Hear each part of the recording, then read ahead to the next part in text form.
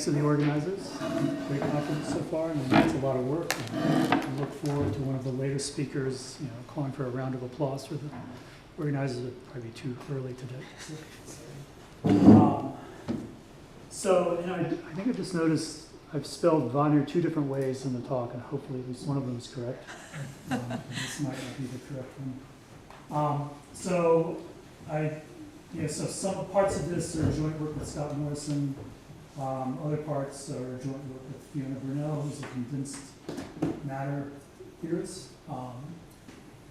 And then I'm a mathematician, and I'm not particularly physical mathematician. So please excuse any sort of mangled things I say about physics. But the point of the talk is to make connection with physics. So I'm taking a risk here. And as with many of the talks in this conference, a lot of people are writing about similar things from different points of view, or sometimes the same point of view. And so I just tried to list a sampling of papers that overlaps with what I'm going to say. And I'm focusing on people who are actually here in the audience, but there's plenty more. So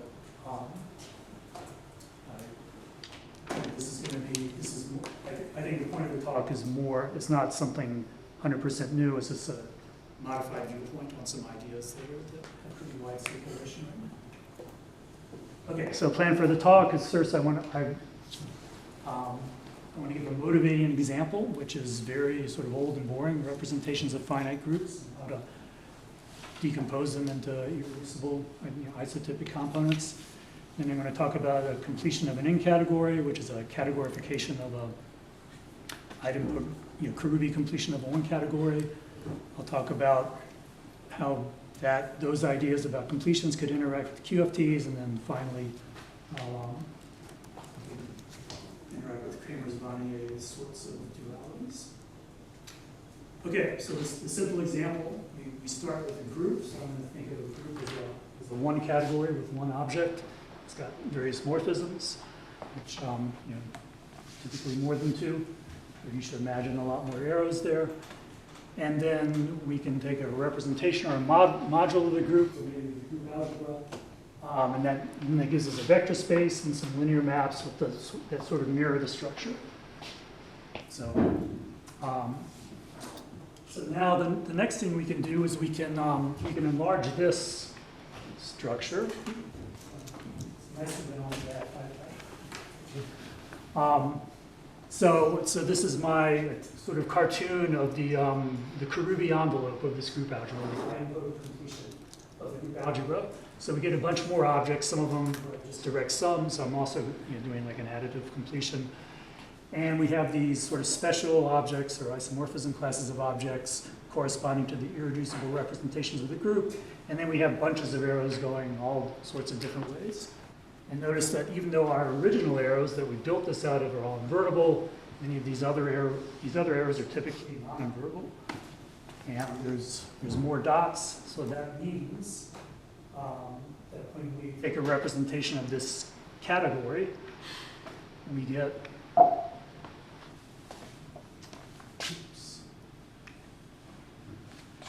so now instead, we started out with a the important thing is that even though this is much larger, it's still more read equivalent to the original. So that means its representation category is isomorphic.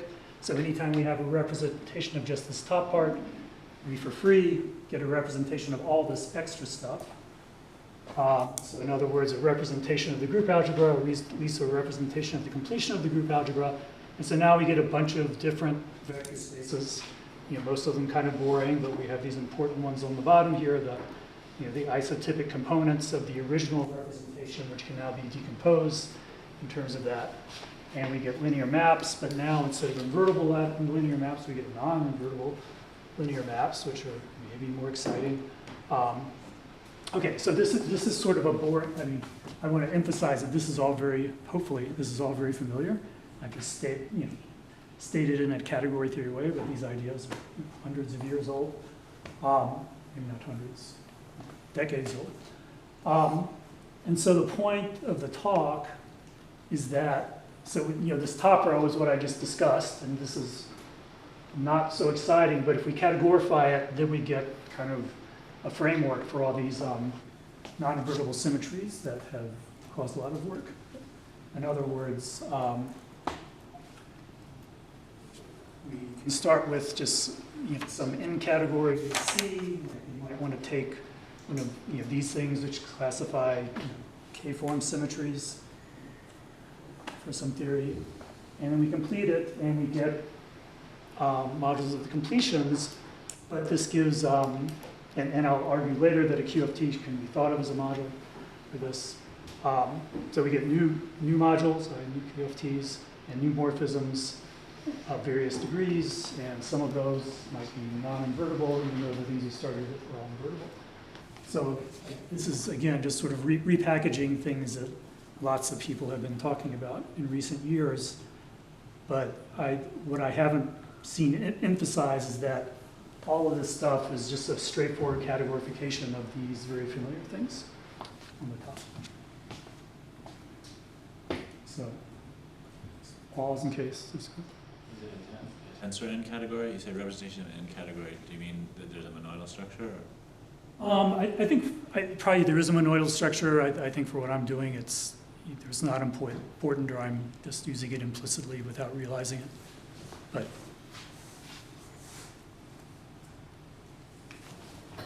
okay, and then I'm not sure where to insert this slide, but there are we draw pictures, and I want to what does it mean to represent an n category? Let's say it that way. Well, algebraically, we can say it's some kind of n functor from our original category, B for bulk, into the endomorphisms of something else, and if this something else is a category, which I guess I assumed it is, there's sort of two versions of this. We could look at functors, natural transformations, and so on, or we can consider, again, within -1 categories at level 0, bimodules and then iterated bimodules, basically, which we can think of them as sphere modules. I think in Sakura's talk, some of those things she was drawing, generalized dreamfield centers, could be thought of that way. But anytime you have this sort of algebra, then you can draw a diagram for it, and it looks like these pictures, which everyone draws. So we have some kind of sheet in the bulk, and then it meets the edge, and that can be thought of as maybe some kind of defect or something like that. Make these things in the bulk can be various dimensions. But I do want to warn you that even though I'm going to be drawing kind of the same diagrams as everyone else, there's going to be a dimension shift or a category level shift. I think what I'm later in the talk, it's maybe compatible with Owen's talk earlier today, in that I'm going to be thinking about observables. I'm going to think of when it comes time to specialize the thing on the boundary to a QFT, I'm going to think of it more in this factorization algebra way as things that assign vector spaces to chunks of space-time. And that means that this theory I'm drawing in the bulk is, again, I'll return to that point later, but just that sort of warning that some of the pictures have been sort of lifted up one category level from what other people do. Okay, so eventually I will sketch the definition of a completion, but let me start with its important properties. I tend to think of it as an enlargement of the category, and you enlarge it as much as you can while still keeping it Morita equivalent. So just throw in, and Morita equivalent, of course, means I'm using mod of C or representations of C interchangeably. But in any case, the representations or modules of the completed category should be isomorphic to the representations of the category you started with. Oh. Christoph warned me about this, but I don't even have to press. No, that was me. Don't worry about it. Oh, that was you? Okay. Maybe that was true for Christoph as well. There he is. I feel much better now. Okay. Now, if C is semi-simple, and I'm using that term very imprecisely, but basically, if you can construct an n+1 dimensional TQFT out of C, then the completion is isomorphic to the in category of representations. And so one implication of this is part of the point of the collaboration with Fiona Burnell, but I'm not going to emphasize in this talk, is that means that all gapped boundaries are somehow the simplest smooth back gap boundaries if you work in the completion. So, you know, some of you, like condensed matter people, will always work out in hairy boundaries and smooth boundaries, but in the completion, they're all smooth. So, or they're all isomorphic to something smooth. And then finally, this symmetries, and I haven't defined it precisely, but let me think of, you know, sort of functors, modulo, and natural transformations, so this is maybe actually a group. The symmetries of C can be much larger than the C bar. The completion can be much larger than the symmetries of C. You know, one familiar example of that is, you know, just an abelian group in Fourier transform. You know, the Fourier transform kind of gives a duality, even though the you know, that's independent of the automorphisms of the group, and that sort of is true even more. And we'll look at some examples of that later on. Okay, so let's I still owe you a sketch of a definition of completion, but n equals 1 is just idempotent completion. I think my approach is patterned after that. The n equals 2 case, so for tensor categories or 2 categories, is also relatively familiar, but it wasn't, I think it was fully developed, but it wasn't really, to my knowledge, thought of as a once categorified version of idempotent completion. And so let's go over that in a little bit more detail. Start with a 2 category, and all my categories are going to be pivotal. So I work in a framework where things are pivotal from the very start. So it's a more geometric definition of in categories as opposed to like an iterated version. And so we can think of when I say 2 category, I mean something like a pivotal tensor category, except we have labels in the regions as well as labels of vertices and edges. And we draw a string diagram. And some people, not me, but my co-author likes to call these vacua regions. So there's extra ones. And okay, so that's what we start. What does the completion look like? Well, the zero morphisms of completion, the shadings that we will put there, are special Frobenius algebra objects. Maybe I left out an average, but I mean the same thing that Christoph meant by those. And so that, you know, we have some kind of morphism that I label these red edges with, and a different, you know, 2 morphism that I label the vertex with, and it satisfies something like this. So if I'm being careful, I need to orient everything. But this gives you the idea. The one morphism between two things that are like this, say a maroon one and an orange one, is some kind of blue line bimodule object that satisfies identities that look like this. And then the 2 morphisms are 2 parts. So this was it's the same kind of thing that Christoph was, you know, drawing pictures of throughout his talk. And this is developed, I think maybe algebraically. Ostrich did this. But you know, there's some fairly old papers by Fuchs, Runkel, and Schweigert where they were sort of using these in a way that's very similar to what I'm going to try to do, you know, in general dimension. So this is somehow some of the pioneering papers in the subject, but again, I think it wasn't realized at the time this is part of a pattern that we can go on to do for 3, 4, 5 categories.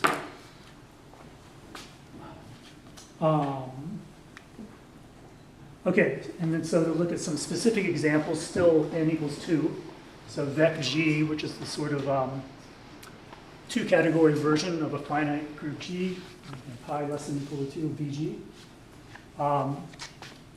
Ostrich worked out what all the algebra objects were, and the answer is the zeromorphism, by the algebra objects of the completion of vec G, are indexed by pairs, a subgroup and a cocycle on that subgroup. And 2 pairs are isomorphic if there's a conjugation in the larger group that conjugates the subgroup and the cocycle at the same time. And then the morphisms between 2 such things are, this isn't the way Ostrich says it, but one way to think of it is we can form a groupoid, which is the large group with subgroups acting on either side, so that the orbits of this action are the double cosets of this action, and we look at representations of this groupoid, and if there are some cocycles, we twist those. Okay, so let's start with the simplest group we can think of, Z mod 2, and in that case, we see that there are two different zeromorphisms. There's no opportunities for non-trivial cocycles, two different subgroups. Trivial subgroup gives us back the category we started with, and if you choose the full group, that in general for any finite group, that gives you the representation to category. Again, it's tensor category of Z2. That's a general fact, and for Z mod 2, that's all we have. But when thinking this is a 2 category, again, harken back to Christoph's talk, he drew pictures like this. So we can go from this blue region where we have our original string diagrams, and then we go to this orange region where we have the string diagrams drawn in the representation category, and then back, and there are these bimodules, and I'm using letters that are familiar in condensed matter for denoting these. We thought of it, turns out to be the shaded icing category, but it's misleading. It's not Morita equivalent to the ordinary icing category. This is isomorphic to Z2 gauge theory of the toric code. So this is somehow the canonical way of doing the toric code is with these shaded icing pictures. It might have helped in the previous slide maybe to say that when G is finite. That's on the previous slide. I think when G is when G is finite, these are exactly the codimension 1 defects of G gauge theory. That's what this is describing. Yep.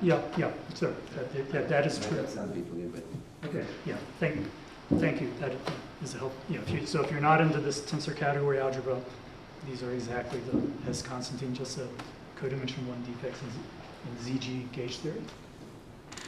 I thought they'd be the boundary. no, it's G cross G as a pair of subgroups, so it's the G cross G module categories. Well, no. I think what I said earlier, they are also the boundaries because.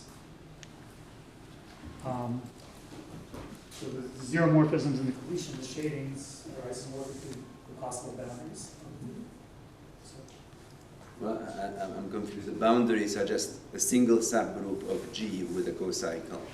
You have two subgroups with a cocycle, that's a G cross G module category, and that's why it's an interface. Oh yeah, in theory, yeah. So I'm sorry. The boundaries are when you use the trivial subgroup on one side to get the vacuum. Exactly.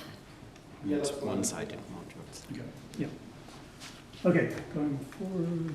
Wait, just could you go to the slide before? So the zeromorphisms are classified by one subgroup and a 2 cocycle. So those would be the boundaries.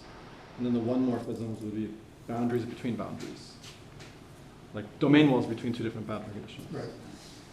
So I didn't understand the definition, so the objects are a pair of subgroups or a single subgroup? I missed that. The objects, the zeromorphisms in the 2 category are a pair consisting of a subgroup and a cocycle.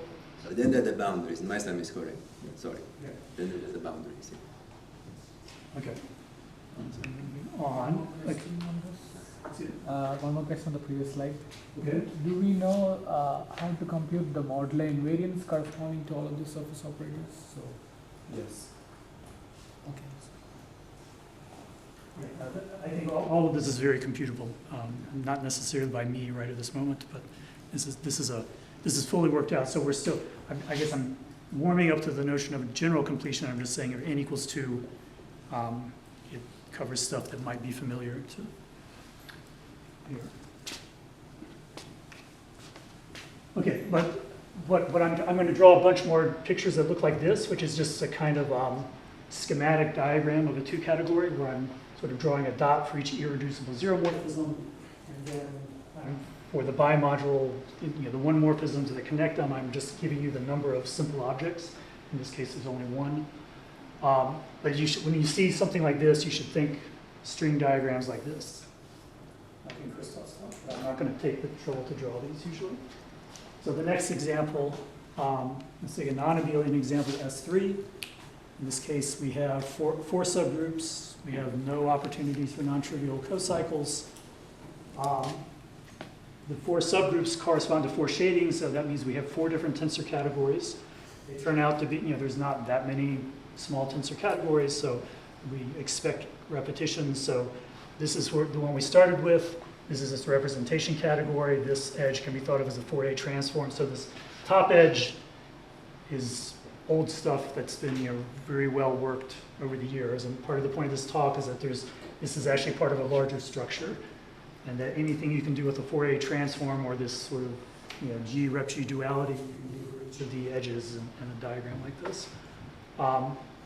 Anyway, we get another copy of Vec S3 for the Z3 subgroup, a copy of Rep F3 for the Z02 subgroup, and then these are the number of simple objects. If you were at Sakura's talk, she also talked about this and had some of these same 1s, 2s, and 3s showing up. I think she also spent time talking about the Drimfeld center of this, but I'm just talking about the plane thing right now.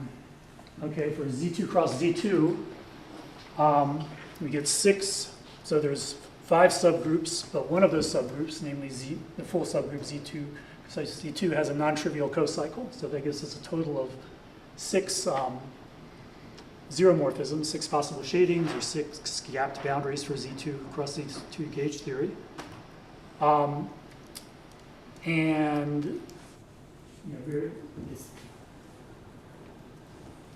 So this graph, if you look, ask yourself, what are the symmetries of this graph that preserve the vertex labels and the edge labels? It's some Z2 extension of S3 cross S3. We can, permute each of these triangles independently, and we can also swap them. And so that turns out to be the symmetry group of this 2 category. Again, by symmetry, I mean modding up by natural transformations. So it's I found it at least a little bit surprising that a simple group like Z2 cross Z2, if you think of it as 2-dimensional gauge theory, then it has this symmetry group of order 72. And then finally, and just another example, Z by 4, we're just sort of running through all the simplest groups. Here we don't have any non-trivial cocycles. We do have this intermediate subgroup. Because this is abelian, the tensor categories here and here are isomorphic. They're both Vec Z4, but this one, by coincidence, turns out to be nothing to do with Z mod 4. It's a twisted tensor category. It's something whose fusion rules are Z2 cross Z2 with a twisting cocycle. And so what that's going to apply later on is whenever you have like a 1D quantum system with a Z4 symmetry, there's an associated system that's got a Z2 cross Z2 symmetry. Again, possibly surprising. Okay. So let me not spend too much time on the definition. What are the zeromorphisms? Now for general in category, just think of string diagrams and foams. And it's a collection of morphisms. So remember that for the, in the 2D case, we had sort of a, some label here and a multiplication mu. So we had, one morphism and some kind of 2 morphism, and they hook together to do things. So in general, I want to start out with a zeromorphism because there might be more than one choice for what this region is out here. So this would be A0 out here. This becomes 1/2 sub 3. 0, 1, and then once we get to 2 and higher, we have to index them by their boundaries. And so what do these indices run through? I'll give you an inductive answer. I want to define a 2 morphism, so I have to specify on the circle, the 1 sphere, some kind of boundary. And so lambda runs through all the possible boundaries. And these edges can be incoming or outgoing. And then we just, part of the data is we choose a lambda 2 that fits that boundary. We do that for all of them. And again, in higher categories, it's usually a mistake to try to come up with a minimal set of coherence relations or data. Just the combinatorics of that gets too complicated. So instead, you just specify, a maximal amount of data and is, all the coherence relations. So that's the strategy we're taking here. So in the general case, the K-morphisms, we look at all possible sort of stratifications that might be on the boundary of a K-morphism. We label them by the things we already chose, and then we choose a unique thing there. And so far, I haven't imposed any conditions, but at the very top level, there's this generalized idempotent condition, which is if you glue two n-dimensional things together, then it must be equal to the thing with the, whatever the boundary resulting from this gluing is.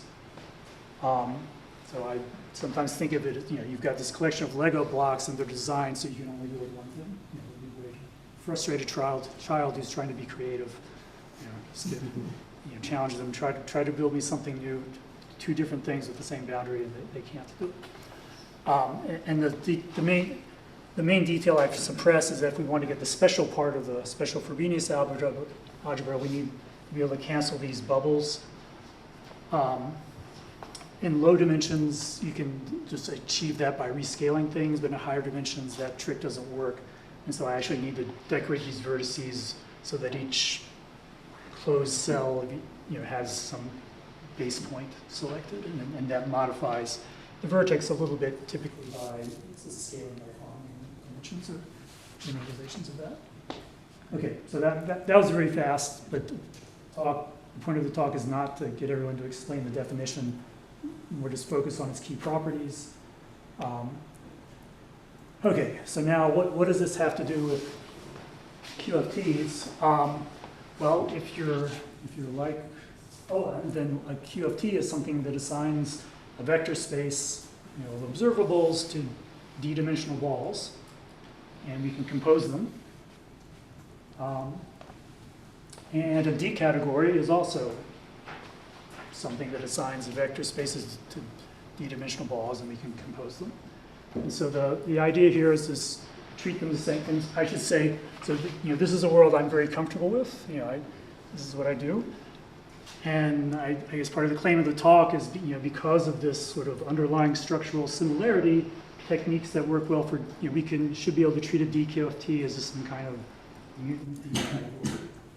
And in particular, we can treat a TQFT as some kind of black box that just spits out these vector spaces, and we don't have to look under the hood to see how it's doing it.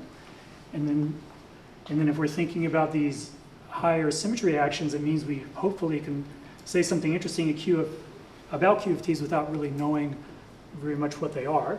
And so I'm going to attempt to test that hypothesis. So I don't know very much what QFT is, so I'll still try to make some interesting observations. So that's kind of the theme. I guess another way of saying it is if you look at some talks, or I think Cynthia's talk was a good example.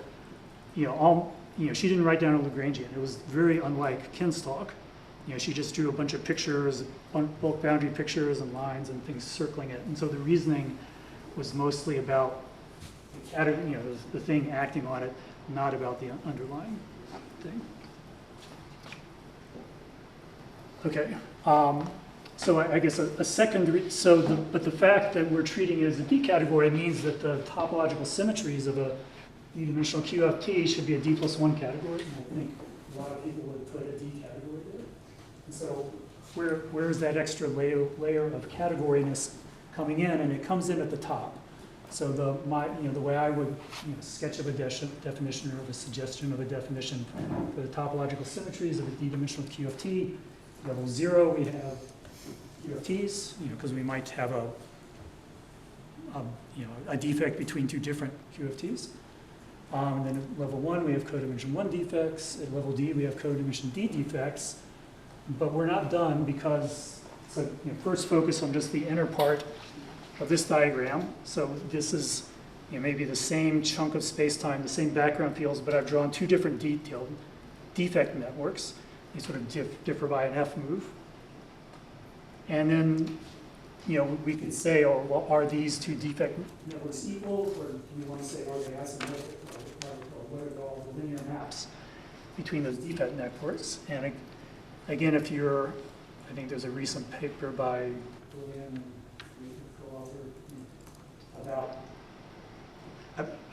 about the factorization algebra approach to defects. Yeah. Okay. You would assign, you've got some kind of factorization algebra, for example, assigned to this, things here, but it doesn't really make sense to ask for them to be equal. At most, you could ask for them to be isomorphic, and better, just what's the space of linear maps between them. Now, these linear maps, you're just asking what's the vector space of linear maps between two vector spaces. The answer is like, GLN, or bounded operators, but we want those linear maps to be compatible with gluing on other things on the outside. And so then, in some sense, they're module maps between theirs, and often there's just a finite dimensional space. Okay, so that's this slide. This is my attempt to justify why we can take techniques from TQFTs and maybe condensed matter physics and apply them to QFTs as well. Let me understand. So the reason for your shift in category level is because you're considering all the dimensional TQFTs as opposed to symmetries of one fixed D-dimensional QFT, it seems to me. No, I think that's not quite it. Yeah, so some people would say a monoidal D-1 category. And so if you just think about these levels, these middle D-1, that's the monoidal D-1 category. So then I get to bump that up one in the bottom just by considering different TQFTs. That gets me up to D. But now, if I want to compare two defect networks, I'm saying that should be some kind of morphism rather than a question of equality, and that's the extra category level at the top. So I've gone from a monoidal D-1 category to just plain old D+1 category.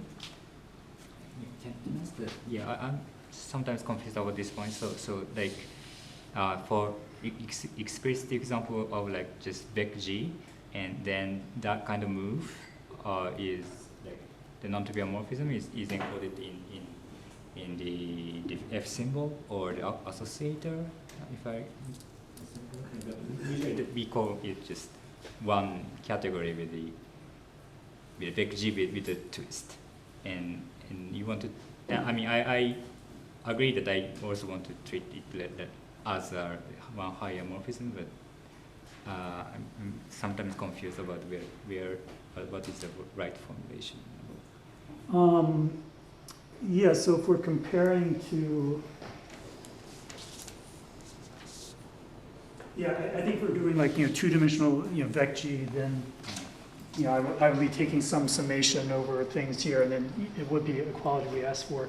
So you should think one level higher if we're doing like we're in a fusion 2 category or something like that. We still might draw diagrams like this, but there's an extra room for some kind of tetrahedral morphism between them. And then instead of like a pentagon identity, we'd be looking for like an Elliott-Biedenharn type identity in one higher dimension. So I think it made it confusing because I've drawn two-dimensional diagrams in this case, but it would nevertheless be but that's just a schematic diagram. Okay, yeah, happy to talk to you more later. Okay, so now let's just go. We've got a lot of machinery that's been adapted for TQFTs and some other stuff. What does it mean when we apply it to the QFT? Well, we start out, I've got X, some QFT, and I've got something active on it. Maybe it's some A-form symmetry. And now we can complete, and we get a much bigger picture. And so the bulk now has different shadings, and it's got a lot of new morphisms, including new morphisms inside the original shading. And so for each new shading, that's some new theory, which are sort of gaugings or generalized gaugings, but there's also extra morphisms. And then another point I'm going to emphasize, but unfortunately there's not time to demonstrate it very much in the talk, is that this is all very explicit and computable.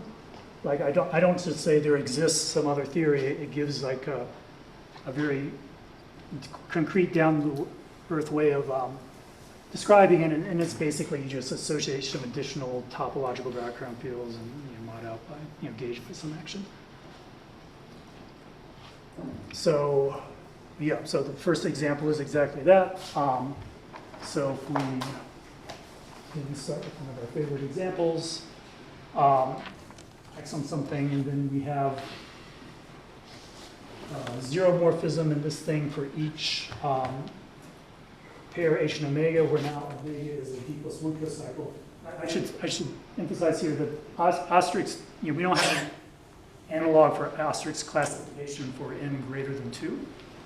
It works in one direction. Like given data like this is the naive generalization of asterisk, and that does indeed produce stuff, but it doesn't produce everything. So I'm not claiming that I'm writing down all the things for higher end, but some of them look like this, constructed from a subgroup in a cocycle in a higher dimensional way.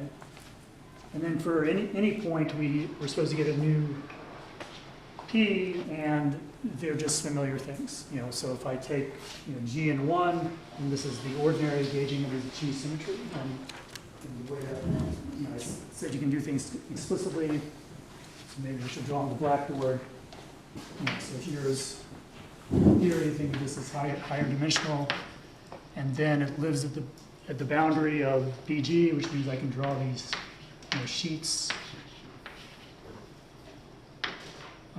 group elements, and then the recipe for the new thing is we sort of just cut this off, and we just allow this diagram, which should, I guess if I were drawing it on a manifold, it would be basically this specifies a G bundle over X, and that becomes so nothing new there. As those sheets fuse, you can twist them with a D plus 1 cocycle, so that will be the one corresponding to this. If we have a subgroup, then this line right here, instead of having no degrees of freedom, it could have a degree of freedom in the coset G mod H. So I would have each of these things labeled by that. And again, you allow these to fluctuate, which amounts to sort of a diagonal gauging of this thing. So these are all familiar. I'm just pointing out that they fit within this larger structure. More generally, and this is getting close to the general case, if you want one way to construct a point in the completion, well, by that, if things are semi-simple, by that isomorphism of the representation category, we can consider an action of G on a D minus 1 category M.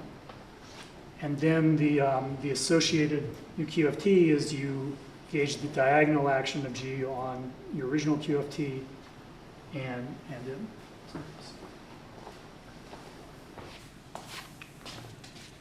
Okay, so what else can you do? This is related to Christoph's talk. Let's say we start out, and I'm not sure I might not be saying things exactly correctly from a CFT point of view here, but I think something similar to this may be true. So we'll start out with some 2D theory, like maybe a CFT, and we have some braided category, thought of as a 3-category acting on it. So in particular, for every simple object of the braided category, I have some point defect in my theory, and these defects interact with the bulk in a consistent way. So I can take a ribbon graph here and mash it in, and all of that has meaning. So if I complete that, I get various new morphisms, and I've drawn a few of them here. In particular, given a surface like this, I can label it by associative algebra objects. So even though we're in a 3-category, we can still create new 1 morphisms using just the same techniques we use for 2 categories. And so this diagram is a sort of a cartoon for what Christoph was talking about. And so we automatically get an action of this kind of more complicated 3D thing, just based on the initial braided one. And in particular, these new region shadings, and in addition to going parallel to the boundary, they should be able to meet the boundary and create new defects. And so again, these strings on the surface are internal string labels. But this does make some predictions, and maybe these predictions are already in the literature. I'm sure Christoph will tell me in just a few seconds. But it means we might want to consider these sheets meeting, say, 3 at a time. And then you'd want to consider, tri-module, instead of bi-module objects, tri-module objects that interact with the braiding in a particular way. Of course, we could replace 3 with 4, 5, or 6. And it also means, you know, what about region labels? Well, one way to construct a zero-morphism with completed braided category is to consider commutative. So, you know, so in addition to all the other conditions, we have a condition like this. And that gives it a new region label. And again, I suspect, I think I've seen, like in talks by Inga Runkel, construction similar to that. So probably these are in the literature somewhere.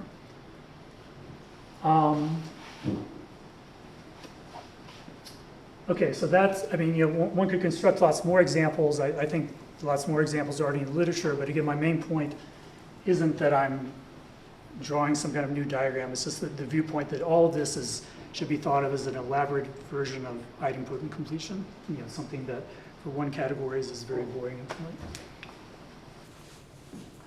I have a question. Yeah. So if we start with one Cgifd, let's say, to complete it, it would mean that you condense all possible bosons and go to other phases and kind of, so condensing all the bosons maybe would be the commutative algebras that you're saying, which Yes, labels yes. the regions. So Yeah. When you see, say, once you have something like this, then you can, the construction, you know, producing the new theory would be, you could call that condensing boson, definitely. And there, I mean, there are other, that's not the only thing you can do, but that's one of the things you can do. Okay. So the final thing I want to talk about is Kramers-Wannier like dualities. And this is getting more to the core of the collaboration with Fiona Burnell. And I also want to, at the beginning, I listed a paper from, I think, 2018 by Fried and Telemann that I think we're sort of looking at like quantum icing, and they're doing the classical institutional case, but many of the idea, there's a lot of overlap in the basic ideas with this paper. So you should, when that paper came out, it just confused me, so I didn't read it, but now I realize it's good stuff. Let's do it. Okay, well, I guess I am trying to improve on the paper a little bit by giving a less confusing and shorter account.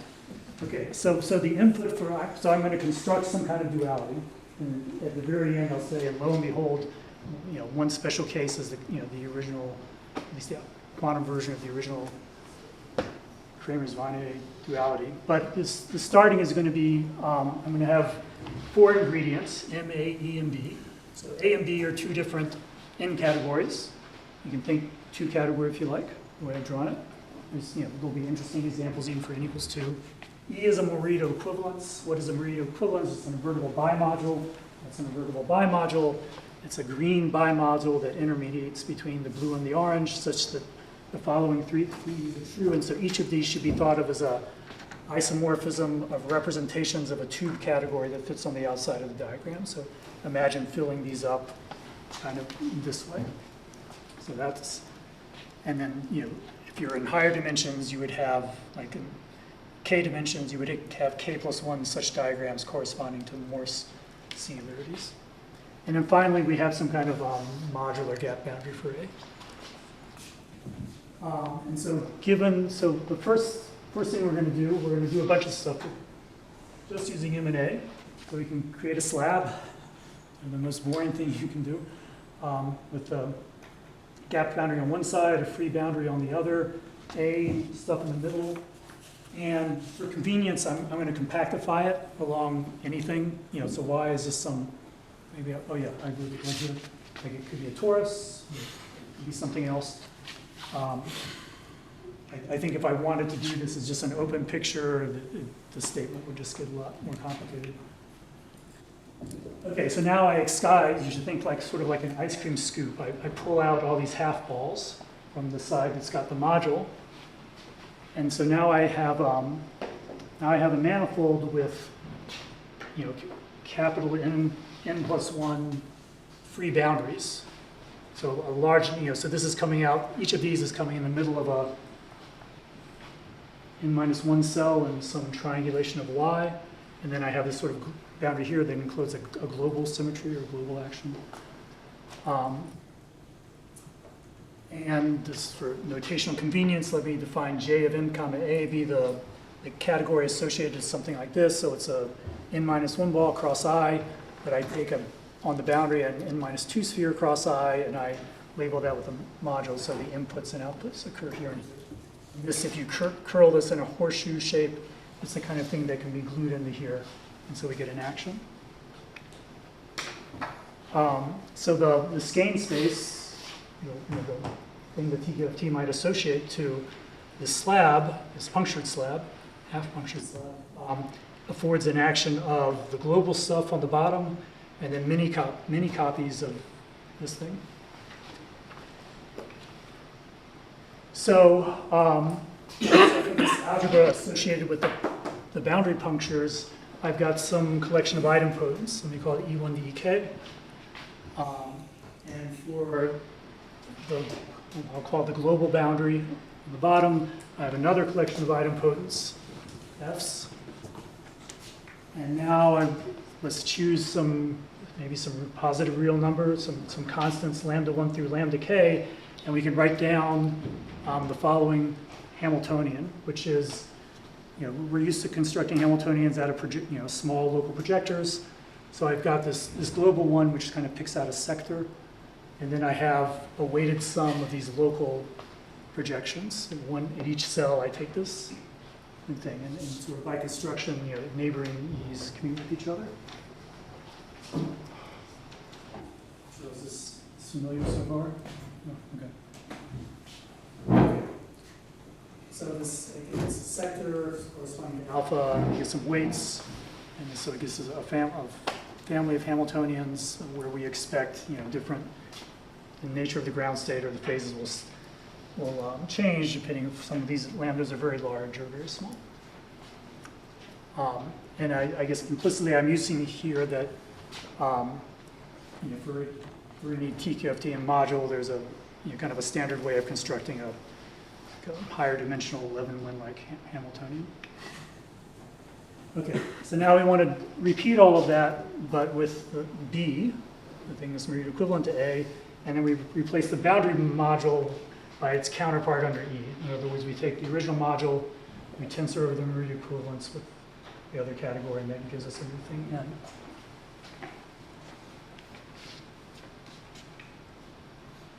Okay, so that the Merida equivalence gives us a bijection of idempotents. So I've got new idempotents for the BE theory, the orange theory, with tildes, and then similarly with the Fs, they match up. And we have a new Hamiltonian written in terms of B. And then the Merida equivalence applies, so far this isn't very exciting, that these things are isomorphic. So ho-hum, two isomorphic systems. But the point is that there are two. It's at least back in the old days, in the 1940s. This can be construed to be more interesting. So let's consider the case where A and B are not the same. One might be G and one might be rep G or something. They might look very different. So in that case, we have two Hamiltonians that look very different microscopically, but nevertheless have ground state functions that compatible with all those parameters that can be identified. So it's sort of, it might be that some Ising model is the same as some gauge theory. That's one of the classical examples. And on the other hand, if probably more interesting is if A and B are isomorphic, but the Merida equivalence between them might be, it's not the identity Merida equivalence, it's some interesting one. In this case, we can compare the functor equivalence from A to B, and that matches up the simple objects or anyons in one way, and the Merida equivalence matches them up in a different way, and that we find that there's a symmetry to the overall model. And so it relates, there's a permutation indices, there's I prime, and it permutes the lambdas, and that we find that the alpha sector of one is isomorphic to the alpha prime sector with a different set of lambdas of the other. And so, for example, okay, so now we can try to So this diagram from earlier in the talk, every line is a Morita equivalence. So we've got generated lots of data for the previous construction. And so this one, so I've got a slide next to it, and it sort of says what each one, I'll just say it in words. So this is Z-mod 2, and there's a symmetry, a functor equivalence from this guy to this guy. There's also the Morita equivalence, not the same thing. And if you do that and you take n equals 2, then you get the classic quantum 1D icing, related to the 2D statistical mechanical icing. Now, of course, we could, for any abelian group, we can do that. Like, so for here are two abelian groups, and we could, do the trick again on the top line of each of these, and that's, I think that those were cases that covered in, for example, the papers by Fried and Telemann, and I think various physics papers as well. But the point is that there's other things we can do. For example, here's a non-abelian group. And even though it's non-abelian, which means that this top arrow is not going to relate the same tensor category to itself, but some of the other ones do. So if we take the Z, the algebra object corresponding to the Z3 subgroup, that's got a Morita equivalence to the original category. So there's sort of some non-trivial Morita equivalence between these guys. And so in non-abelian groups, we also have this kind of Kramers-Wannier duality. Over here, we get two different versions of rep G, again with a non-trivial equivalence between them. So that's sort of Kramers-Wannier for things that don't look like groups at all. This guy is sort of a duality between something with a Z-mod 4 global symmetry and a twisted Z2 cross Z2 global symmetry. And even for abelian groups, up to that large symmetry group, there's only two types of edges in this diagram, two types of Morita equivalences, but you could take the one that's not the same as the Fourier transform and again get something new for Z2 cross Z2. So, summary that. So that is my last slide. So.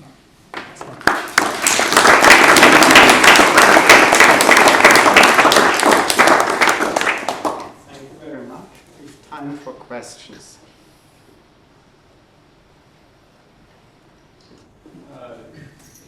In one category theory, one way of constructing the idempotent completion is as the compact objects of the category representations Of the what? of the category representations. Okay. Do you know if that's true in this case as well? Like you gave an explicit description of the idempotent completion. Yeah. And it would be like an assertion. I mean, that's a good question because it reminds me of something I should have said during the talk, that this notion of completion, it was done kind of independently and at roughly the same time by me and Scott Morrison, but the other team better known, I think, is Theo Johnson-Frade and Davide Galeotto.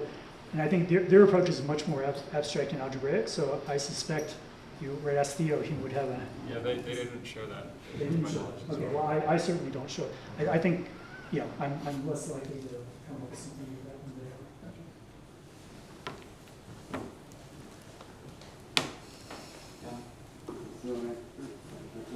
One thing probably, when I think of completion, I think that doing it twice does nothing. I mean, I've completed once, there's no need to ever do it again because you keep getting the same thing. Whereas in 3D and higher, the operation goes from, say, vector bundles on G to rep G. I think of it as causal duality, and if you do it twice, you get back to rep G. Get back to vec G. You don't keep rep G fixed. So does your completion? Yeah, no, the completion of the completion is isomorphic to the completion in this case. So it's a different construction, goes from sort of... Yeah, so if you take like, 2 rep of G and you complete it, you get something that's functor isomorphic to 2 rep of G. Maybe I can ask a question as well. Idempotent completion is particularly powerful if you have some semi-simplicity. Mm-hmm. If things are not semi-simple, then idempotent completion might not be maximal. in a precise way. So could you comment on the role of semi-simplicity and generalizations in higher categories? Yeah, well, maybe I can just very quickly sketch the proof, relating in the semi-simple case and show where that's used. But again, it is true in this case that this relation between the completion and representations doesn't hold in general. It only, the completion would only give you a subset of the representations. But so when we draw the completion, we draw diagrams. I drew a diagram somehow. If we're gluing up morphisms in some sort of generalized algebra object, this only depends on the boundary of the ball. So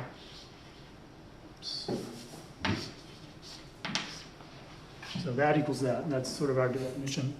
Well, where else have we seen pictures like this? Well, let's thicken everything up into a handle. And imagine maybe constructing a TQFT or something on a manifold described by handles. And so in that context, this is true if handle cancellation holds, if you've got a well-defined TQFT. And so drawing pictures for the n equals 2 case, you can consider, I want to consider a slab where the bottom part is covered by some module.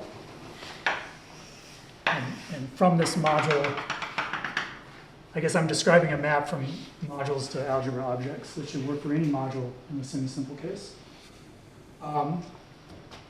So what do? You can carve this, as if it were some cake. We can, cut out some things here corresponding to a zero handle, another zero handle, and like cut out one handles, and we get these elementary pieces. So one of them might look something like this, and the bottom's shown by a module. And then the idea is that by somehow represent this picture drawn in a combination of our category and M should be isomorphic to, should be a representable representation, something like that. There's some, maybe let me call it A naught, that lives there in the TQFT that produces the same representation on the top. So that's a sketch. So what would you need for this argument to work?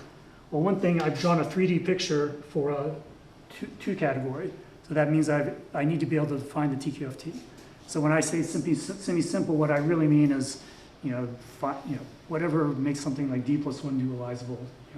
I have to be able to construct a TQFT, which is a very strict condition. And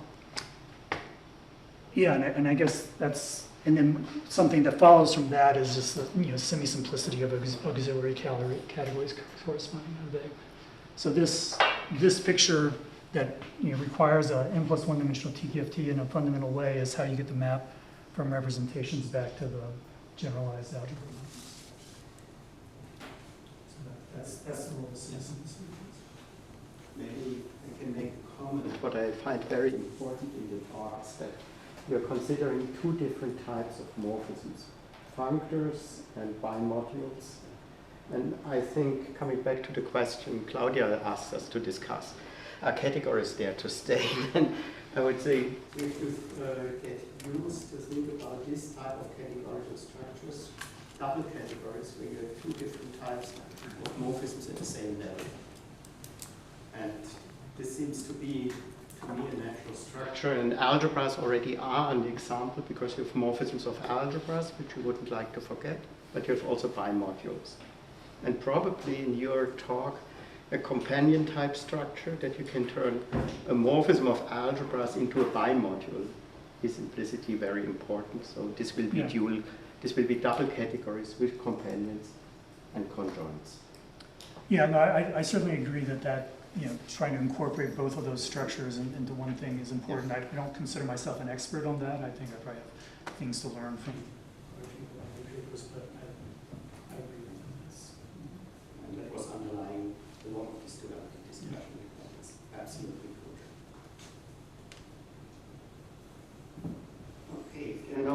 immediate comments, we can questions, we can continue discussion over lunch. And the talk this evening will be at 5:45. Is this correct? Yeah. Okay. 4:26. A 5:45. 4:26. Okay. Yeah. 17:45 to be very explicit. And let's thank Kevin and all speakers of this morning.